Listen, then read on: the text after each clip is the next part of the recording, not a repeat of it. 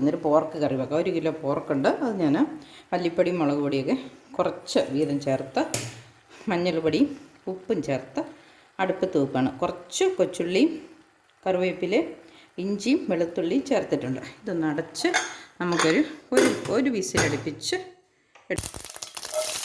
ഇഞ്ചിയും വെളുത്തുള്ളിയും നമ്മൾ അരിഞ്ഞ് വെച്ചിരുന്നത് ഇനി നമുക്ക്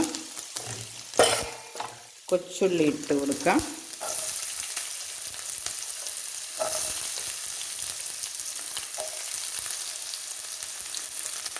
കറിവേപ്പില ഇടാം. തേങ്ങാക്കൊത്തിടാം. 1 സ്പൂൺ മീറ്റ് മസാലയും 3/4 സ്പൂൺ കാശ്മീരി മുളക് പൊടിയും ചേർത്ത് അതൊന്ന് ചൂടായി കഴിഞ്ഞപ്പോഴാണ് അതിലേക്ക് നമ്മുടെ പോർക്ക് ഇട്ട് കൊടുത്തത്. ഇതിന് ഗരം മസാലയൊന്ന് തൂളി കൊടുക്കാം. അതുപോലെ കുരുമുളക് പൊടി. ഇനി ഇതൊന്ന് ഇളക്കി യോജിപ്പിച്ച് ഒരല്പം കറിവേപ്പിലയും കൂടെ ചേർക്കാനുണ്ട്.